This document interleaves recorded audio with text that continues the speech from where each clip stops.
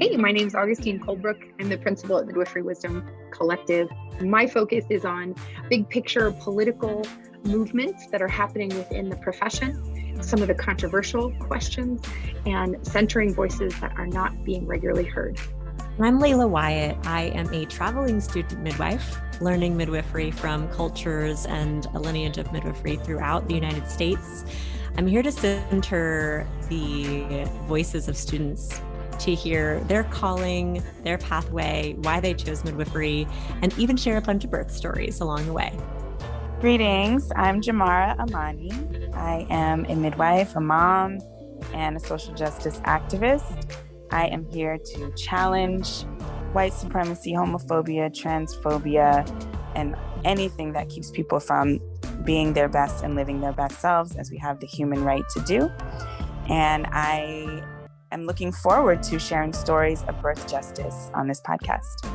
Hi there, I'm Delmar Bowden. I am non-binary, queer, transgender, Latinx, midwife, and full-spectrum doula. My focus is on increasing access and equity in midwifery care and midwifery education. Hello, my name is Angie Love. I am a community nurse midwife in Vero Beach, Florida at the practice of Midwife Love. I also do telehealth midwifery through Midwife RX. I'm a mama, and I am committed to maintaining birth choices for all people and educating a future generation of midwives because we will not die out. Okay, so tell me who you are, where are you, and why did you decide to become a student midwife or a midwife? So my name is Amariee. I currently live in London, Ontario. I just moved from Texas, Houston, Dallas, a little bit of both. Long story. Long story. We're going to talk about that today. We're Yes. going to hear your long story. all the things. But I've actually always wanted to deliver babies. Back in the 90s, I was running track for my uncle. I was 13, so like around 96. There was a reporter to come out and do some interviews with some of the kids that were running summer track. And there was a question like, well, what do you want to do with your life? And I was just like, I think I want to deliver babies. And they were just like, why? And I was just like, well, I'll never be out of a job, right? Because people will always be having babies. And at that time, I remember there were a lot of jobs that were leaving states and going overseas.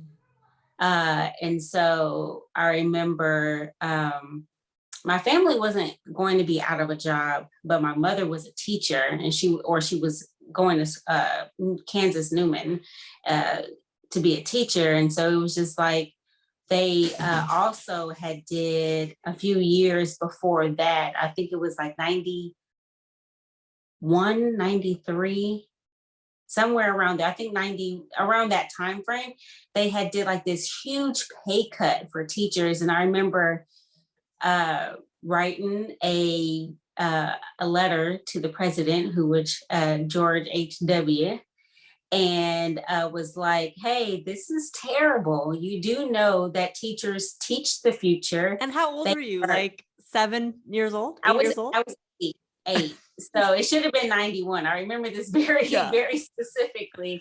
And I was just like, they're better than glorified babysitters. Some children are with the teachers longer than they are with their parents. And I was just like, I think it's terrible that you cut funding for teachers. Like, I don't think this is going to be good for the future. And I got some generic letter back, but right. Amariee standing up for teachers when she was 8 years old. I mean, well, my life was set before me beforehand. So fast forward, I've found many different avenues to kind of support myself and have a good understanding of what it means holistically for me to be a midwife. To be very honest, sometimes we think about, well, how did you go around the bush, through the bush, over the top, back down to then go straight through to get to where you are? Well, when I think about, my basis, so my bachelor's degree is in biology. So I have all the pre-med recommendations because at the moment, at 13, I only knew about, growing up in Kansas, I only knew about doctors. If there were midwives during that time, which I'm sure that they were not in my community. Yeah. Or they were underground. Yeah. And they weren't visible. Right. So that's all I knew. So that's what I was striving to become. Only then, I would say in 2010-ish, I learned about midwives in Houston.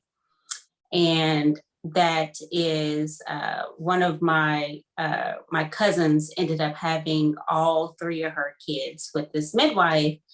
And I had my son in 2009, and I just had an OB-GYN because, again, I had no idea. Even with living in Houston for 3 years at that time, I didn't know anything about midwifery. Surely didn't know anything about doulas. And so, when she told me about it, I was just like, oh my goodness, I definitely got to look into doing that. But, I had a young kid, so I had to work. So I worked. And then I went back to school and ended up not going through midwifery because it had, the only school in Texas was ATM. Right. And it was sort of expensive and you couldn't get any federal funds for that. So that means that you had to be able to pay for it out of your own pocket. And I mean, I guess you could say you're a statistical person. Like there aren't that many well-to-do Black women in the world, especially as single mothers. So I didn't have the money for that. So I went and got my master's degree in public administration. So that way I would know how policy works and But you got your bachelor's in biology and your master's in public administration because there was available funding from the government to do so. That's right. And the midwifery school in the area didn't have funding, so that wasn't an option. That's correct. Just needed to lay that out there for our listeners. Yeah. It's like the barriers to get to where you want to go exist. Right. I cannot make this up. These roadblocks are here. Right. And so I did a lot of policy work in Texas with the faith community, with nonprofit community, with Baylor University, No Child Hungry, HHSC, Health and Human Services, the FDA or TDA, FDA, TDA, all with a lot of different issues. But also how, though, when policies get passed, how it then affects people on the ground. Because one good example, right, is No Child Left Behind, which was supposed to be this amazing policy. And it looks good on paper, but implementation, it is terrible. Yeah. And children are still being left behind. They're just being moved up in the classes. Yeah, they're just being moved up, but they're not actually changing and educating at all. And so, it's terrible. And so a lot of policies are like that. And so understanding that, and then I did AmeriCorps a couple of times, which was very fun. And that's how I got into a lot of the policy work, and ended up having like $11,000 worth of educational award. And I was just like, well, what am I going to do? And then it's been a few years and they're like, hey, it's getting ready to expire in a year. And I'm just like, oh crap. Let me spend this money. And so I ended up finding a school that actually accepted the Siegel Education Award. for midwifery. And so for me, it was just like everything finally aligned the way that it was supposed to. And I'm now in my last trimester for my first phase. So which midwifery school did you choose? Midwives College of Utah is Okay. where I'm located, because I did not have to physically be there. And there was a couple of other ones that I thought about, Bastyr, and it would be a master's program, which would have been fine because I already have a bachelor's. Right. But I'm pretty sure I needed to move there, and moving to Seattle or Oregon were not in the cards for me. So, and the other one was Southwestern Tech in Wisconsin, I believe it is. And that's an associate's degree. And so I definitely thought about doing that as well. But I think there was time that you had to be there physically for 2 weeks at a time. And the full-time job that I have, I did not think that I'd be able to kind of like swing that. So I was just like, let me just do this route. And I should be roughly done in 2.5, 3 years. That's all of our goals, right? Yes. So not really sure if it'll work that way, but hey, you got to have a plan, right? So I know I'm going to give like our listeners a little bit of I know that you're also an ultrasound tech too. I am. Like, yes. Where did that come in your story? Yeah. So, long story short, because it has a lot to do with other barriers that life throws at you. So I got a wonderful job as a budget analyst for the Department of Treasury, and I was working in DC. And some familial issues came up, and so I had to make a choice of, being this great, having this great opportunity to work right next door to the White House, or to be a mom. And for some moms, if they, more power to them, that they are able to like choose a job. But at that time, I could not. So I ended up moving back, and I was trying to figure out what was going to be my next thing. And I actually ran across this opportunity called the Healthcare Pathways Opportunity Grant. And Houston actually had 2 of those grants, and they were at 2 different colleges, and they were like lottery grants. Every 2 out of 3 people that applied actually got it. And once you got in, you got to choose whatever program that community college was offering. So I ended up going through with San Jacinto College, which is in Pasadena in Texas, so it's a suburb of Houston. And I have quite a few sorority sisters and friends that are in the medical field. And so I've never liked the nursing model. I don't like, and so I was just like, like all of that is out. Not nursing. Not nursing. Yeah, I am not into cleaning up behind people in that regard. So I know as a midwife, I'm going to have an assistant, because we have to work some things out. You're right? like, that birth tub, not my job. Yeah. I'm going to need you. Go get the fishnet. Go and get it. Just have it in and have it ready. It's going to be hilarious. my job. Sure. Bit. Yes, yeah. I'm going to be doing it in a little bit. But, once I get to where I'm going to be, I'm going to need somebody else to do that. So I ended up, I looked at surgical tech or sonographer. And once I realized all the different things that you could do with sonography, I was just like, I think I want to do that, because it's a plethora of things, right? There's musculoskeletal, there's vasculars, OB-GYN, there's abdominal, there's breast, there's children. Like it's such a vast thing. And for me, as you can see, all the things that I've done, right? I need different avenues to be able to go. What one thing can I learn that I could do 12 things with if I needed to? Yeah. Yes. Yeah. So that is me. And so I ended up choosing that. And I'm so happy that I did. Went through that program. It was about 20 months long. And it is an associate's of diagnostic medical sonography. Wow. And then my first job out was with MD Anderson Cancer Center, which was the bomb.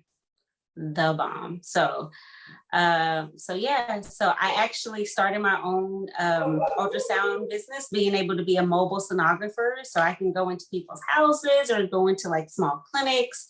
I was doing prenatal exams and anatomy scans and OB limiteds for midwives in Dallas before I left. And so,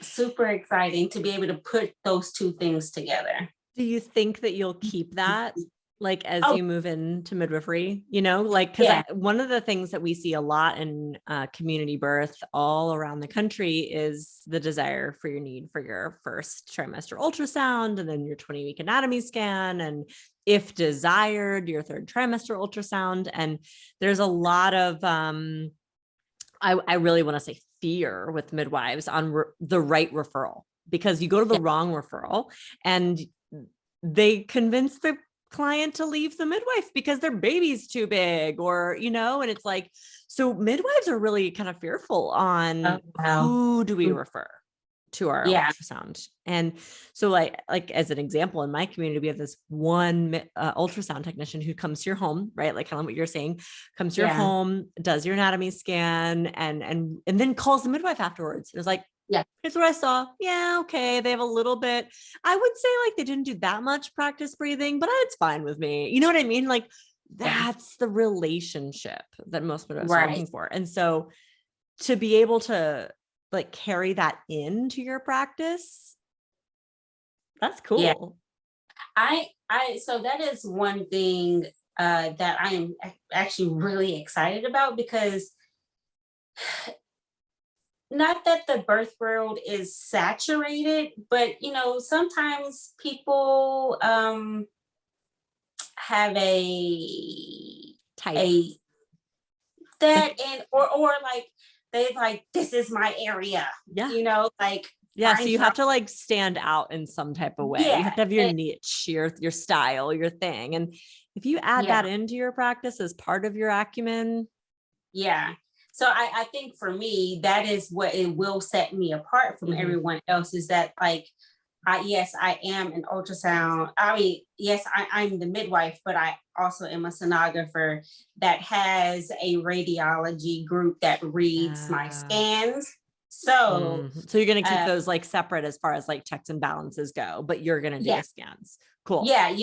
And, you know, and that's also for my sanity to keep my license as well, because if someone mishears something that I say, then they could come back and then my license as a sonographer could be taken away. So for me, I can talk to the radiologist, right? And I can, once I see the report, I can also be like, hey, like, I need you to go back and look at this. Did you see this? Would you like some images? Like, what are you thinking? This is what I'm thinking.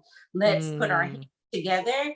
And, you know, and then, you know, they ultimately have the final say, but with the information that I will have as a midwife, and then all the information I have as a sonographer, and me being certified in OBGYN, which includes high risk, but not MFM, which is maternal fetal medicine. Like I'll be able to, I know all of that stuff, right? I know how to see it. And I know if I do need to refer a client out, right? Like, and what that looks like. And so I'll be able to build all of that in. So I mean, you're right. It's totally a leg up. Just the other day, I was with a midwife and we're using the butterfly just to like take a look and make sure baby's head down. And she's teaching me how to like angle the probe. And I'm like, how do you know where the head versus the, I mean, like, it's just laying down. That's all I see is it's laying down. She's like, no, there's the uterus. I'm like, there's the cervix. Okay. Right. So you have this advantage. And I'm not saying that, in our birth community, you need advantages, because that would mean that we're against each other. Right. But let's be honest. Right? Like, let's be honest. Yes, let's be honest. Those listening, birth is cutthroat. Yeah. And and to be very honest, like it is, because there are humans involved, it is no different than like if there were two law firms that were doing the same type of law in a city. They want everybody to come to them. And so even though it's not possible. It's not. Amariee, it's not possible for us to take every client. It's not. And so like, that's why it's just, if I can explain that to people, what's interesting is that when I was doing policy work and doing work with nonprofits, you had so many nonprofits that were overlapping and doing all the same services. And I'm just like, hey, you're doing this zip code and they're doing this zip code, and you're doing A, B, and C, and they're doing B, C, and F, but like nobody's doing D and E. Like, can y'all work something out and they were just like, no, this is, and it's also, not only were they not necessarily willing to like do something different, but a lot of times their funding was geared to them doing certain things. So, when we get taught the same things and we don't keep an open mind and open up the ability for everybody to feel comfortable, we kind of like, this is my lane and I got to stay in this lane. And if somebody gets in my lane, like I need to literally run them off the road. Yeah. And it's just, it's crazy. It's too much. And we'll get into that a little bit more, and the listeners can hear other students talking about their preceptors and this like feast or famine, or this like feeling like we have to fight for patients when we really don't. But so I think I can put and I think we can all, like listening, put the pieces together on why you chose MCU, because you had this education award, right? And so PEP was kind of dumb, I guess, because you couldn't apply the education award to PEP, right? No. And you already have a master's and a bachelor's and an associate's in these different things. I mean, all in the wrong order, but totally. But why MCU over Birthwise or NMI or in National College of Midwifery? Like, why did you choose MCU? So MCU I didn't have to move anywhere. I could be totally distant. That was the first thing. So the other schools also, some of them also did allow for the scholarship award to be used, but I had to move there. Okay. So I couldn't move. And that was like the biggest thing. But then I looked at MCU's like guidelines and code of conduct and stuff like that. And I was just like, oh my gosh, this is amazing. They're saying all the right things. Now, people say one thing and do something else, but at least it's written down, and they are trying to uphold those rules of conduct, but everybody has to be upheld to them, not just the students. So, and to be very honest with you, I don't know a school that doesn't have these problems. I've talked to or have seen on Facebook or in different platforms that students are leaving many different schools, and MCU to be included. And so there isn't a school that I haven't seen that people are deciding to leave. No, and I mean, you and I have talked about it. Like, I've done the Venn diagrams and the Excel spreadsheets and the pros and cons list, and I've sat with every single process, right? Like PEP, MEEK, CNM, if I'm doing MEEK, all the schools, and like kind of like the cost and the time and how many states am I going to be legally able to practice in, and all of those things. So you really have to put together the right thing for you, and it's not the same for everybody. Yeah, and I actually did look at CNM too, right? Because there is something about what the United States society has deemed as acceptable education to be able to do things, right? And so I did look at CNM, and but I would have to do like a bridge program to become a BSN, which would take a year, which meant I had to be on campus. And again, I can't leave. Now, maybe I could do a year, right? Anyone could probably get away with a year. And for the most part, the masters of nursing would be distance, could be distance, and then you could find a preceptor wherever you were, as long as they were accepted. But I don't like nursing. And right. That, I was just going to say, you just told me earlier, the model of care, right? Like that, the medical model of care didn't apply. And that's what I hear the most when interviewing students and I mean, for you guys listening, you've heard me probably say it 1,000 times. Like, I just can't imagine trying to get over the brainwash of being in a clinical placement in the hospital. Like it's because it can be brainwashed sometimes, like regardless of me being like, I'm not going to be that midwife. I'm just going to let the placenta come on its own. Well, your hospital's policy is 60 seconds. And you're fired. And also your physical reaction after doing that for so long is also going to be that, right?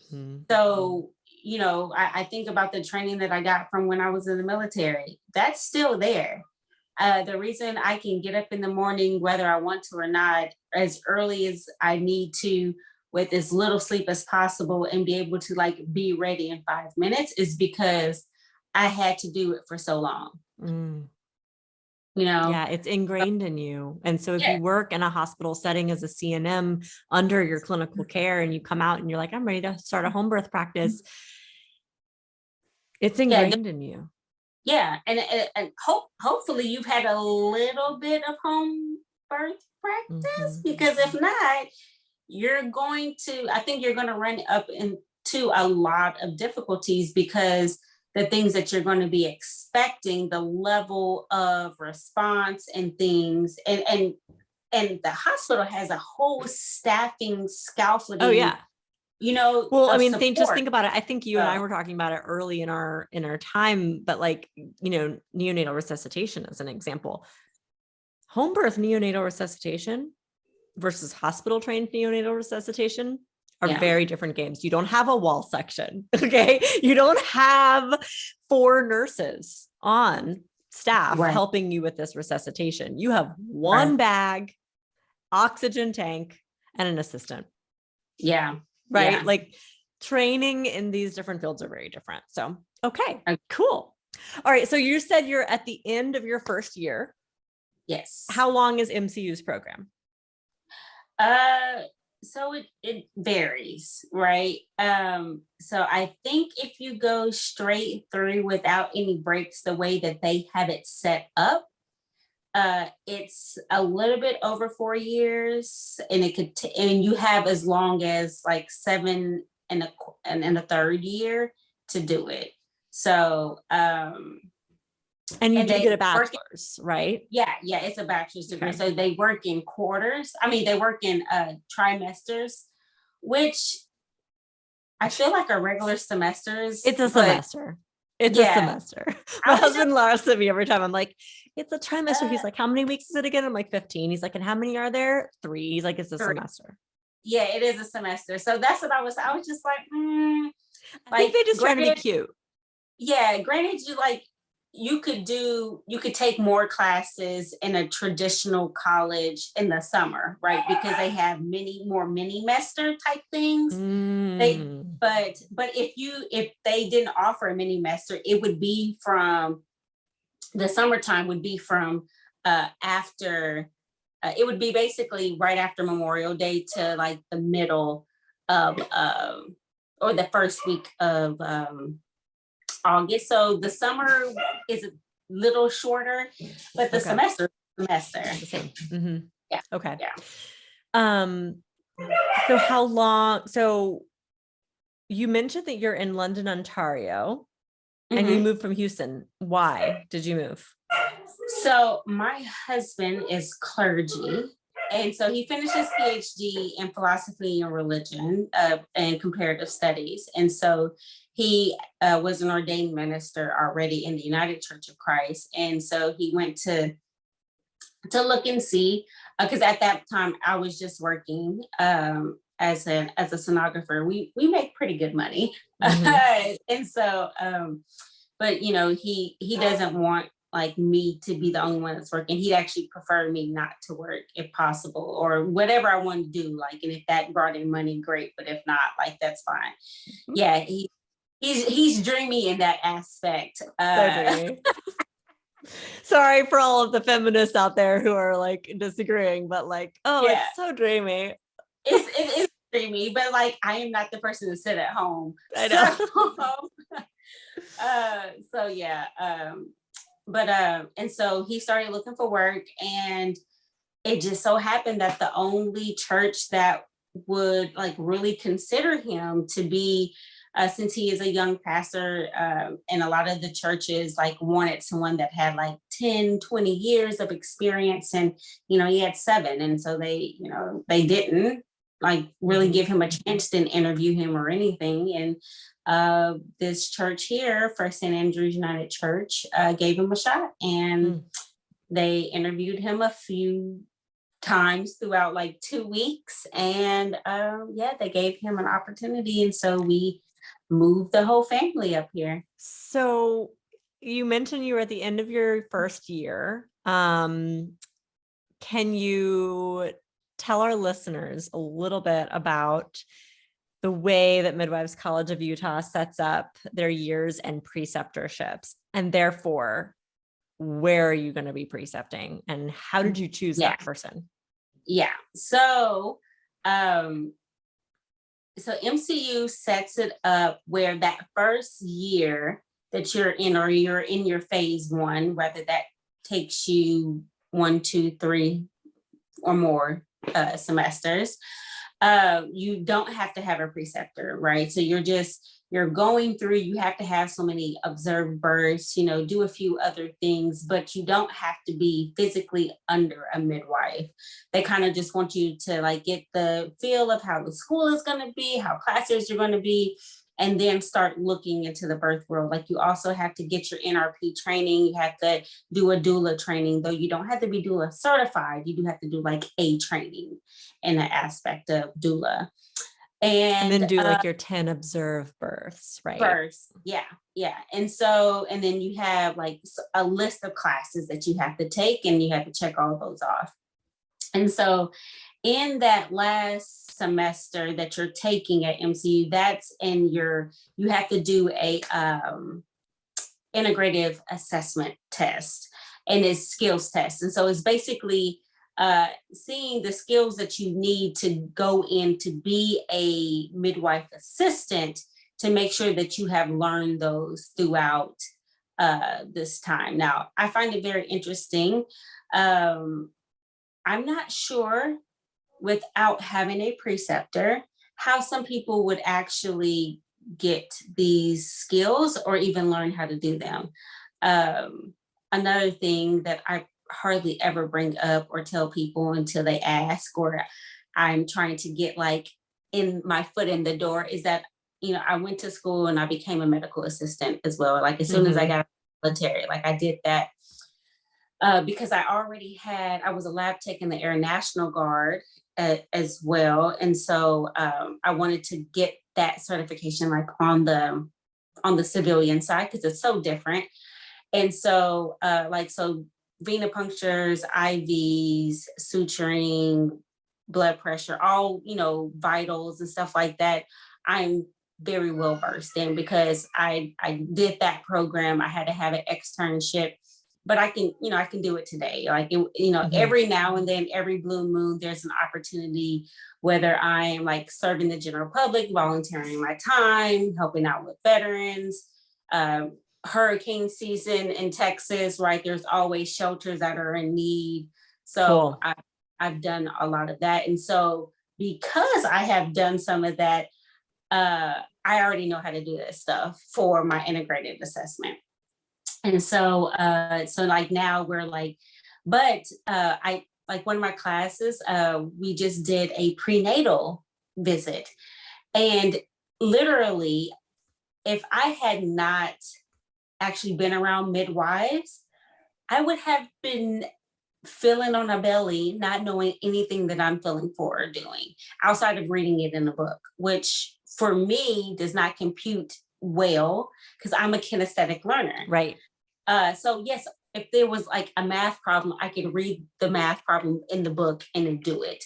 But to say what I'm supposed to be feeling for and stuff, yeah, like so you're saying is like they say you don't need a preceptor in phase 1, but you should be around midwives. You should be able to call up a midwife and be like, hey, I'm supposed to do 6 IVs this term. Yeah. Can I come over? Yeah. If you need one, or or palpation. So I totally forgot to bring that up, right? It's like, so one of the class is an IV skills class that I took over the summer. And so you do need a limited precept. If you don't already have a preceptor, you do need to find someone that you can follow. And and that can be like a nurse or an EMT or a midwife, but still. Yeah. So there are certain people that you need to have to learn these skills because it is an online school. You don't get that at the school, right? So like when I was doing my medical assistant, like venipuncture, it's like we did on each other. So all the practicing, we had multiple students to play with. Yeah, and teachers there to look at what we were doing. We didn't suture each other, right? Because we're not gonna cut each other and stick lidocaine in, like that's a lot, but we'd suture chicken skin, which is hard than a mug. And so, there's just different things that that you miss out on being in an online school, but then there's other advantages too. So so as you head into phase 2, where you do need to be with a preceptor, where have you found one yet? So let me back up real quick before I answer that question, because that's a pretty short answer. So I was able to find an amazing organization when I was in Dallas. I reached out to, because before I even knew that we were going to be leaving and coming up here, because I didn't know, this didn't happen until like July, that he got the job and we were going to be moving. So, but I started MCU. I knew I was going to need like a preceptor back in like February. And so I started reaching out to everyone, and Dallas has quite a few, like I want to say like they're one of the largest hubs of midwives. I know for Black midwives, like that's where it's at. And so I reached out to so many people, and it was just like either they had students, they weren't able to be preceptors because you have to have been a midwife for so long, or had some births. And so, and then some people just didn't respond. And so I was actually a little defeated. And I was just like, well, dang, this isn't going to be easy. And and so it's just like, this is the teacher in me. Like, how do I become a midwife if nobody is out here wanting to help? And it's just like the only way that they were able to become midwives is because somebody helped them. Like, how do you not pass that on? Now, I know everybody's not good teachers. So. Right, there's that. So I ended up reaching out to doulas. And so very specifically, I ended up, I just reached out to every doula, but I did reach out to every Black doula that I could see in Dallas, because I knew that that someone would look at me or hear me over the phone and possibly could tell that, they could help me. Right. And I ended up speaking to 3 different doulas. I met with one of them. She was amazing, great, gave me a lot of good pointers. I emailed with another one where I was going to do backup work for her. But she was also in midwifery school at a different school, but she ended up just stopping her whole doula business because it just got to be too much.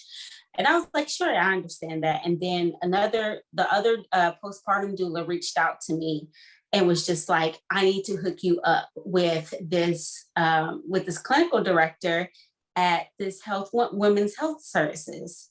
And she's also a midwife. And I was just like, yes, please. So that happened to be Abide, Women's Health Service in South Dallas. Yep. And that was my tribe. And I say that was a whole vibe. I don't want to take that away from my native side. But I guess I should be able to say that since I am native, but they were my people. It was a safe space. I gave, because I'm just a very giving person, but I gave to them and they gave me so much in return. They definitely pushed me to get my business going so I could do that.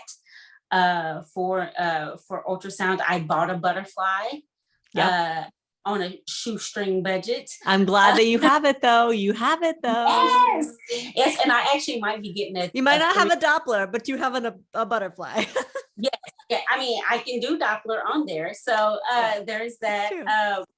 But I also might get a 3D, 4D machine as well if I feel that it will be beneficial. And so far, I've heard from a few of my neighbors that said, yeah, women would want this. So you might want to look into doing that. But that's like an $18,000 investment. But let's wait till you get out of school and you're a midwife and you have a business. Then we can think Yes. So I ended up at Abide. There were multiple midwives that were actually helping to see clients there. And so one of those midwives became my IV preceptor. And she was already like, God comes through. Okay. The creator is amazing. The creator knows what you need when you need it and shows up right on time. Let me tell you. You have a plan, but the creator has a plan for you. So she was actually already a MCU preceptor certified. So I didn't have to do anything extra. She came in, we did IVs. I had some IVs, she had some IVs, some other midwives needed some practice.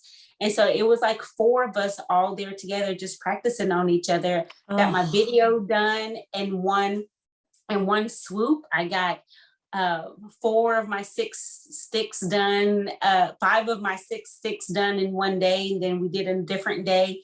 I mean, it was boom, boom, pow. And I was done. But that place was amazing. I also learned about prenatal Leopolds maneuver there. I learned so much that I wasn't even ready for academically, but I was sitting in the prenatal rooms. I was listening to the midwives talk to the clients. I was listening to the midwives talk to each other, bounce off ideas, talking about if there was any protein or other aspects in the urine, if the blood pressure was a little high, what did they think that they should do that would be naturally that you can move into, have them look at if there were any herbs that they should take, what should they drink at night before bed or when they wake up, just all these aspects to a lot of the questions that we get asked about in class that if I'm just reading the book, I have no idea how to even kind of scalpel through. It's kind of like the design of midwifery education with that apprenticeship model in like PEP, right? It is PEP, but the apprenticeship model. And really, like, to be honest, Sam, like, your ancestors' history of midwifery, right? Yeah. Passing down birth knowledge through story, through voice, from mother to daughter to daughter to daughter, is really an amazing way and the best way to learn to care for birth. If I had that opportunity, I would be golden. Like that is like, I literally learned how to work on my car or work on anybody's car, change oil, all that stuff. I literally can watch a YouTube video and then do it. Yeah. You know, like I am visual, audio, and then get in there and do it. So like, that is me. We're having to balance that in most states. You can't get licensure unless you've graduated from a MEEC accredited program or passed the NARM, et cetera. And so, you know, the way of learning midwifery as it used to be is no longer accepted by the patriarchal medical industrial complex. Right, because we have to find ways to keep people out, certain people out, right? We kicked the people out that were doing all the work. And we said that they were not skilled enough, though we had no idea what we were doing. And many people died because of that. So yeah, it sounds like when you think about it, like way back in the day, nursing also used to be just on the job training. Becoming a doctor was also an on the job training. It was an apprenticeship.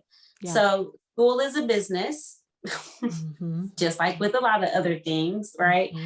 But yeah, so I actually found out 2 weeks ago that I can have a preceptor in Ontario. So I am hallelujah, because I thought I was going to have to like I thought so too. To like in Detroit area. I'm 2 hours from Detroit, or an hour from the Port Huron border. So super excited that I don't have to do that, but now I have to search for a preceptor.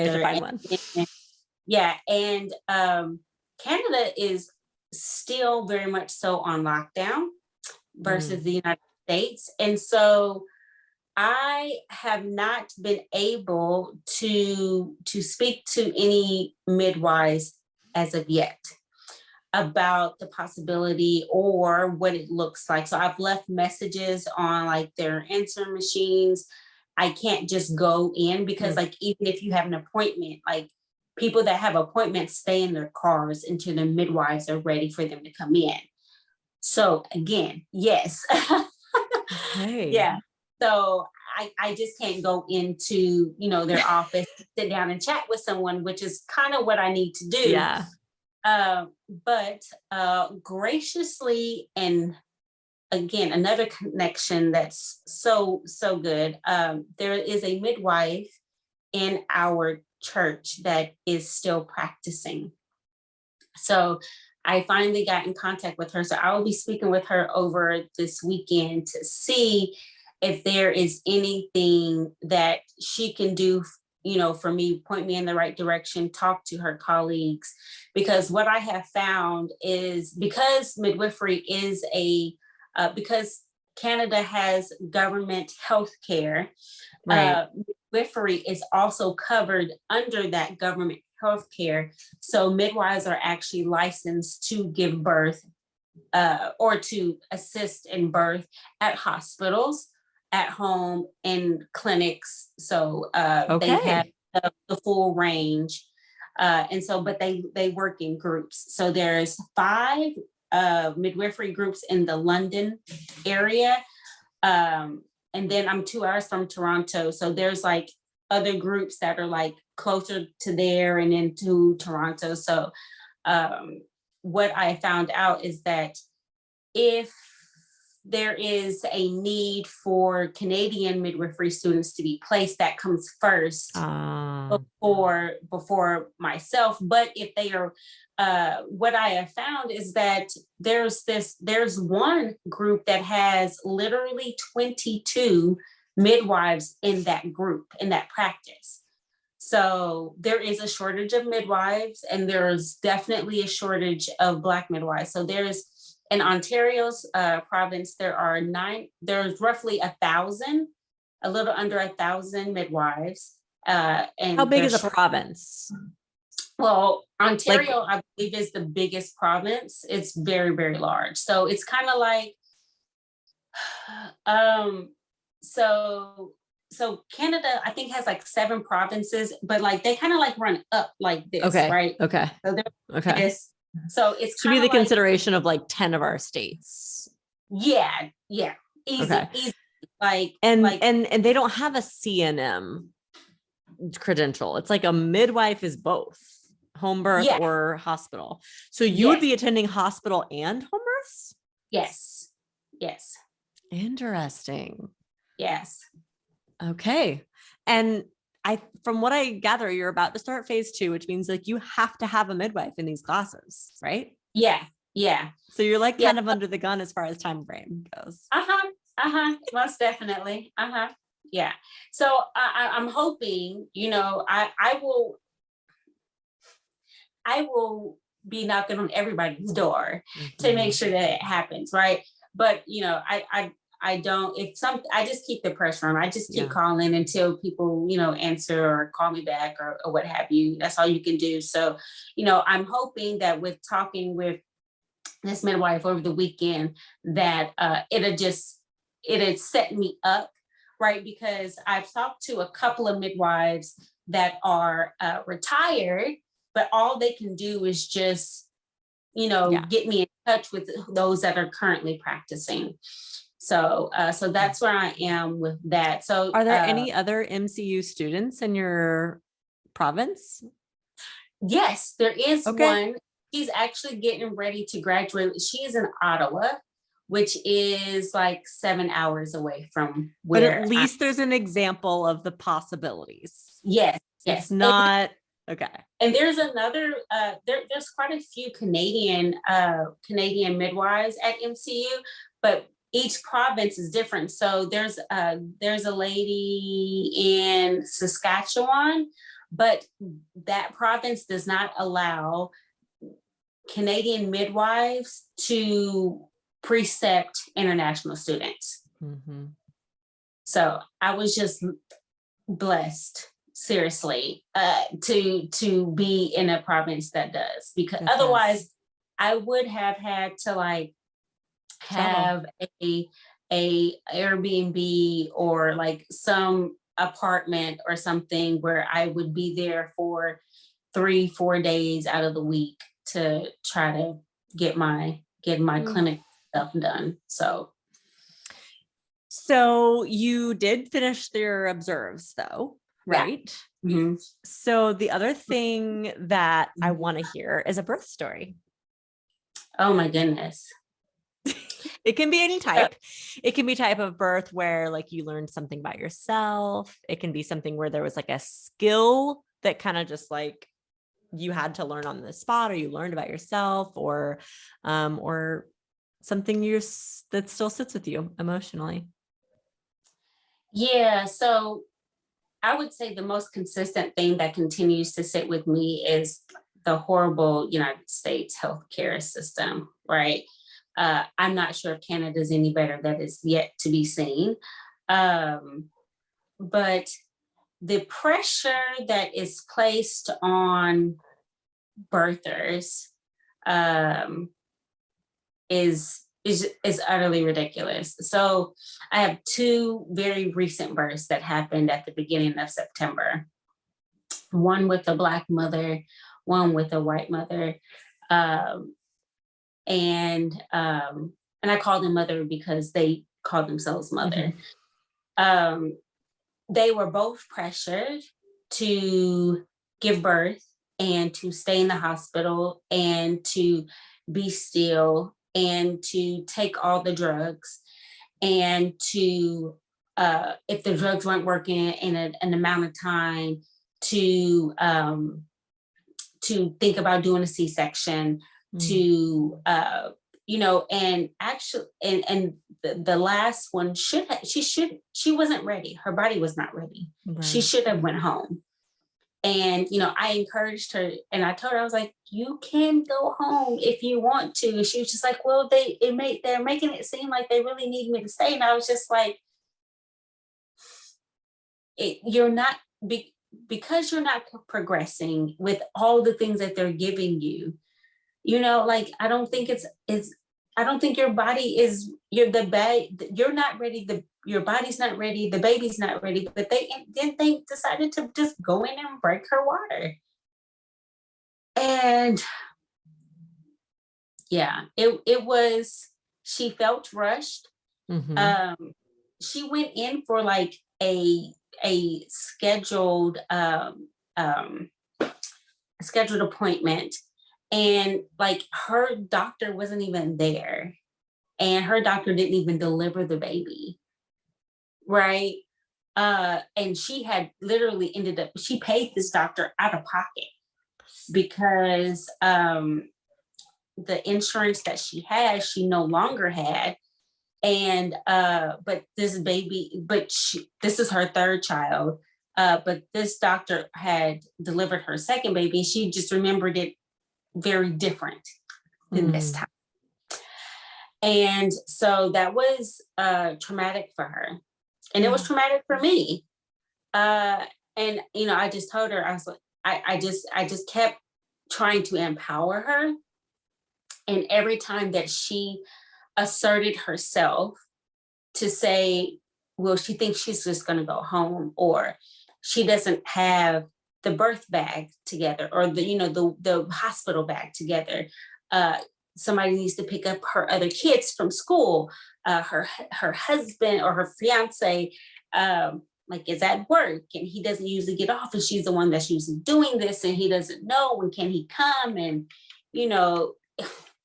there was a whole bunch of no's, and this can't happen, and that can't happen.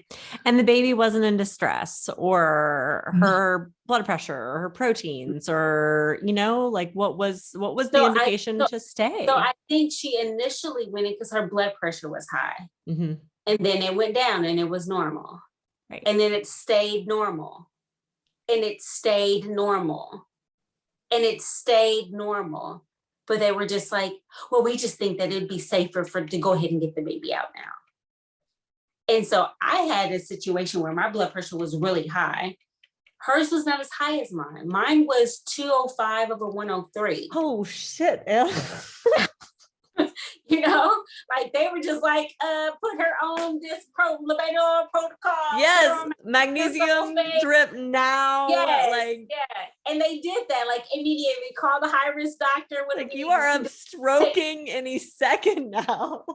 I was hungry. You hear me? That's all I could think about was that I was so hungry. And you're on MagSulf, yeah. They're like, you can't have anything but liquids. And I was just like, I'm starving. It's so funny. My husband's like, the word is hungry. And I was just like, when I'm past hungry, it's hungry. Okay. I'm hungry on my way to hangry. Okay. I'm closing loops. I'm about to add a tail, but yeah. So, but hers wasn't that high, and it came down, and it stayed down. So we have this white coat syndrome situation sometimes too, where birthing people are in their doctor's offices and they go in and their blood pressure is 140/90. And then they're told what this means and they get even more nervous. And then it goes 145/91. And then it's even more scary. And so they go in to do an NST or a BPP or just to get checked out. And then the whole time that they're in the hospital, it's perfect. Yeah. 110/80. Gorgeous, perfect. That's pretty common that you saw, and that you were experiencing.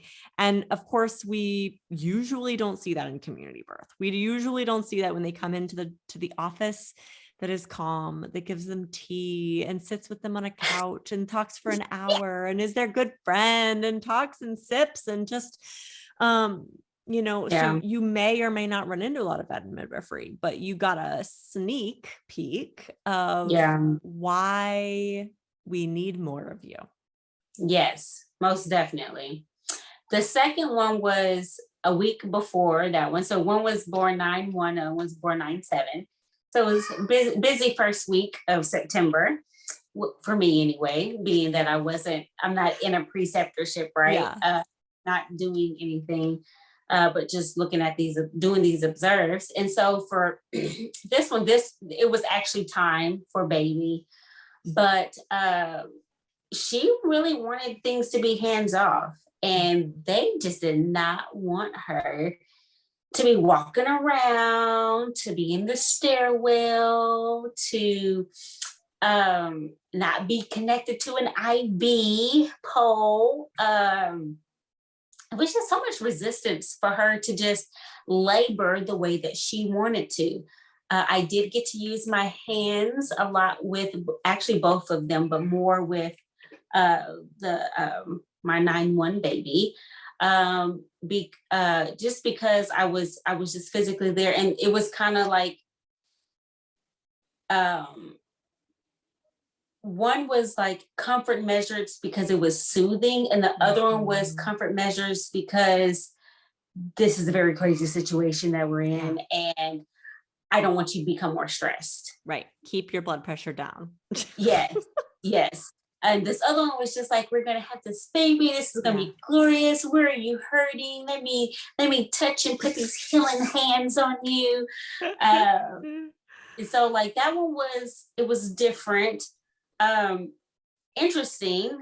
I did not see any difference in medical response from the nurses because of the race. Mm-hmm. Now, I actually expected the Black mom for them to be more aggressive with her. Mm. And to be very honest, I think because she was a lot more assertive and was just like, I know my body. Rights. I know my rights. This is my fourth child. This is what I want. Yeah. Mm-hmm. And no. Mm-hmm. Right? Like you can't kick me out for saying, no, I don't want an IV. Mm-hmm. You can't kick me out saying, no, I'm not about to sit in this bed for no reason. Yeah. I need to get this baby out. Yeah. Aw. But what is challenging about that story that you give me is that this woman had to almost become a stereotype in order to get what she needed. Oh yeah. She had to be the angry Black woman. Right? She could not just be like, she had to assert, and like, not like one time, like, no, I don't think I want that right now. I'm going to do this instead. It was like, they still came in every 10 minutes. Mm-hmm. What are you doing? Where are you going? I need you to stay on this floor. We need to be able to watch you. You're not watching me when you go sit your behind and look at the monitor. Loud talking and everything's beeping and ain't nobody getting up to check anything. So please. Yeah. So it was basically, I'm going to tell you how to do your job because you're not doing your job. And what you're not going to do is force me to like do something that's going to stop my labor. I know what I need to do on my fourth child to have an easier birth. Right. So it was, like I was saying, the pressures were the same. Mm-hmm. The inundative of you should do this and you should do that and we need to do this and we need to do that. All of those things still got done, and one was different pressures. Yeah, different pressures, but you still had to see someone have to advocate harder for themselves in order to get what they wanted. Yeah. And, and so, my 9/7 baby, I talked with her because she's my sorority sister, and she's just like, I should have listened to you. That's what she said. To go home. Yeah. I told her, let's go. You're not you're not high risk.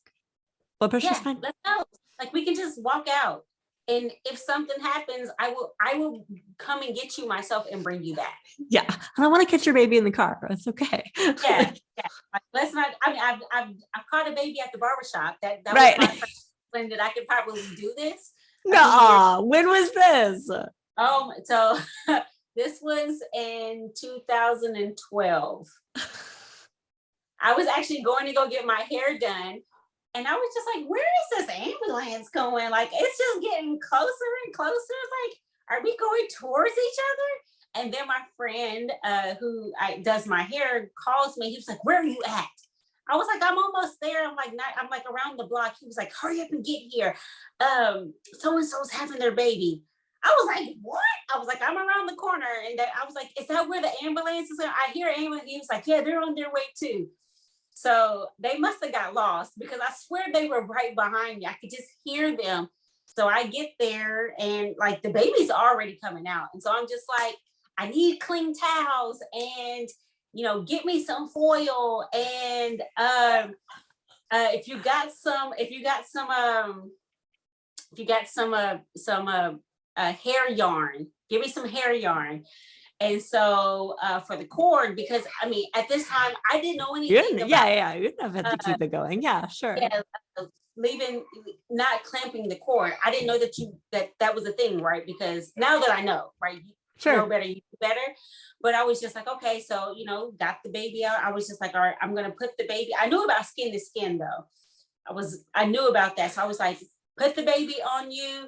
I tucked it in her shirt, put like a couple of towels over, put some towels underneath her, was wiping her up.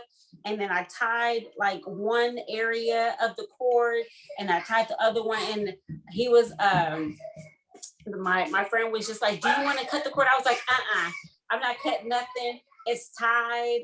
The ambulance will be here any second now. And they did. And I was just like, she has to be able to birth this placenta at some point in time. That's going to be on them. But so it was very interesting, right? Because they didn't want to give her a birth certificate in Houston. And that was my first. And she's just a regular Black woman. So wait, what's a non-regular Black woman? An immigrant Black woman. Okay. So yes, the person is Black, but I say that to get into this thing Texas is doing. The story of the birth certificates, right? That makes total sense. Absolutely. Yeah. She's not here to have a baby in America so that baby can have an American. Right. I hear you. Okay. Yes. And so they've actually stopped giving birth certificates for women that are immigrants in Texas. So the fact that she was an American citizen that just happened to be at the barbershop giving birth to a baby, they made her go through 10 hoops. So I had to sign an affidavit. His mother, who was the barbershop owner, had to sign an affidavit that she was there. Our beautician had to sign an affidavit that he was there. She had to go back and find out who the EMS guys were that came, that saw the baby, that her placenta was still inside of her, so clear and attached to the baby. So, like how would she, Houston is 6 hours away from the border. So, and 45 minutes away from the port, but like proof that the baby was born on American soil. Oh, wow. Yeah. Yes. So, and then come find out, my other sorority sister in Georgia ended up having her second child on the way to the hospital because she lives in a rural area of Georgia.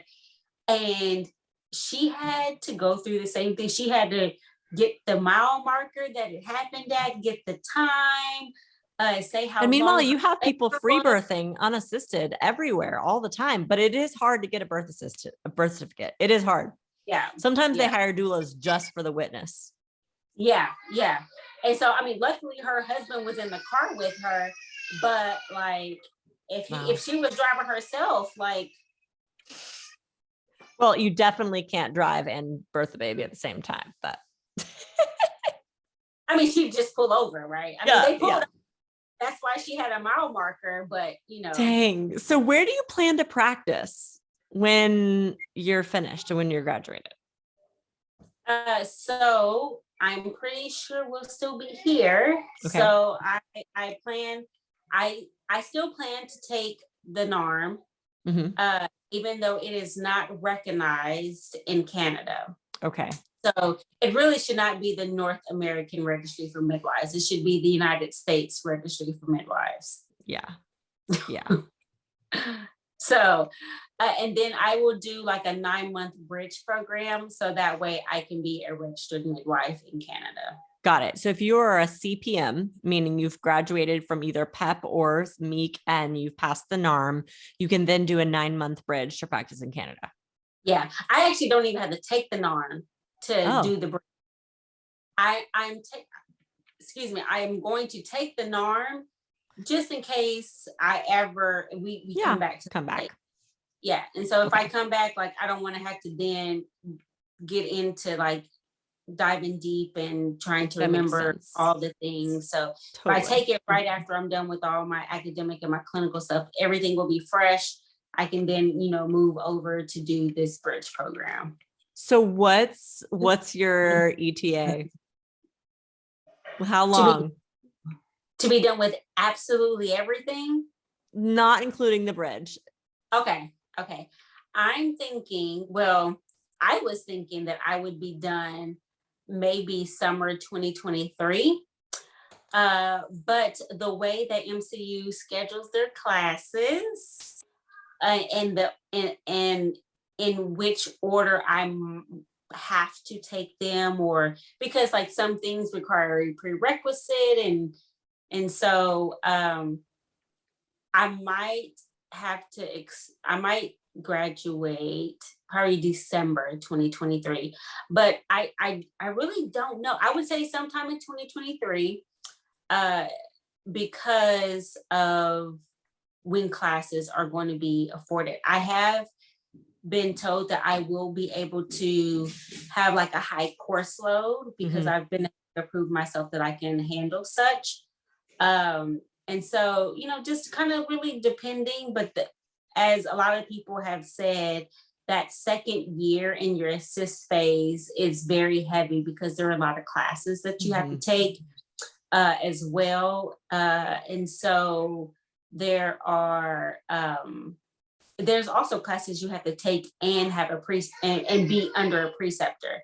So my whole second phase, I will probably have just two semesters that I am under a preceptor, and then the last one I won't have to be. But again, it all depends on what's available for me to take. Yeah. So that, I think that part probably like sucks the most, is that what would make it easier for me.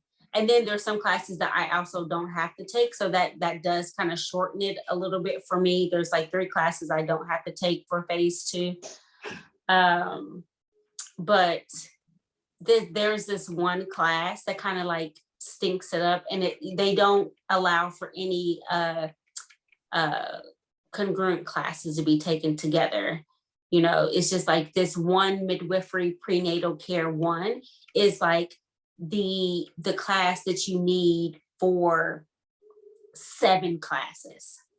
And I have no idea why you need this one class before COM, right? We'll see how it goes. When are you scheduled to take it? Next term?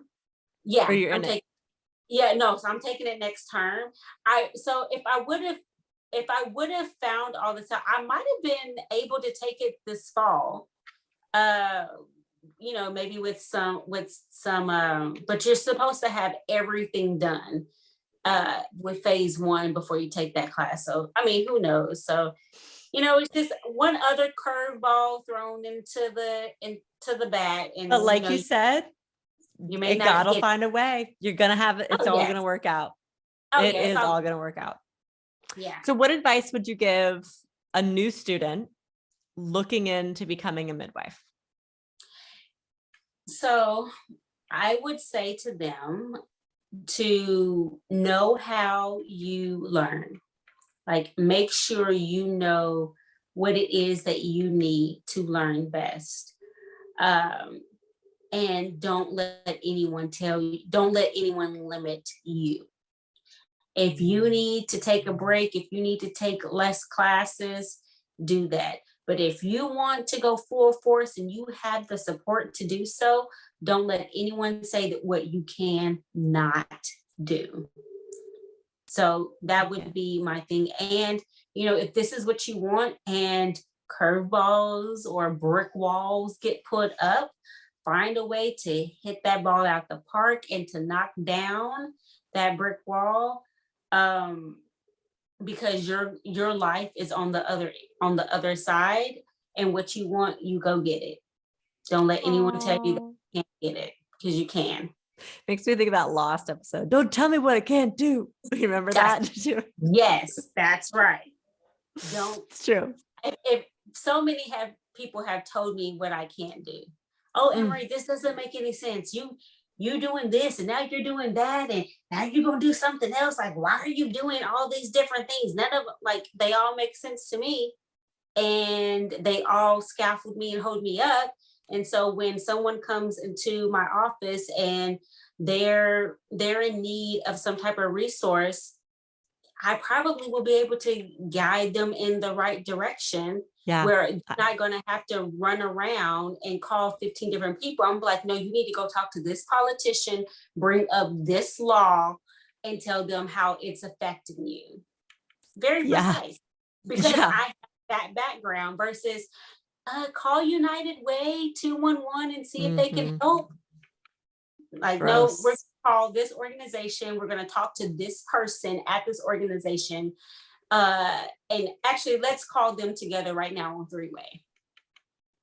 Damn. So, yes. Because we have a personal relationship, so it's having that network. Yeah. So how can people find you? Where are you on the Instagram, the Facebook, the Cashapp, the Venmo? How can people support your journey and follow your journey? Okay, so you can definitely follow me on IG at Radical Births. And that's going to be actually RADICLE_births, BIRTHS. And I just have a personal page on Facebook, and I usually don't add people there because I'm pretty vocal on that. And that might rub some people the wrong way, but I'm a Black woman and I have Black boys, so you can only imagine how I feel about life. Yes. And so you can take that as you will. But if you would like to support me and help me, because I had no idea that so many things come out of pocket for midwifery. So having all the birthing things, getting the stethoscope, getting the fetoscope, getting the Doppler, getting a scale to weigh the newborns, getting the blood pressure cuff, getting actually all of your equipment by the time you're doing your primaries. That's probably close to thousands of dollars. Yeah. And especially with things that expire, and so you have to re-up. So yeah, all of that comes out of your pocket. There is no extra funds for that. Nope. So my Venmo is at AS as in Sam, COLLINS. And then my Cash App is $Collins, COLLINS Houston. Perfect. Awesome. So we will put all of this information in our show notes so that everyone can find you, follow you, support you. And we can't wait to look out somewhere near 2023 and see you graduating. Yes. Lord willing and providing, I will have CPM behind my name. And I plan on taking the norm one time and passing it the first time. That's right. And moving right along. That's right. And anyone in the Ontario area, if you hear or need a student midwife, here we go, right here. Yes. Amariee Collins. Yes. Thanks, Sam. Talk to you soon. Thank you so much.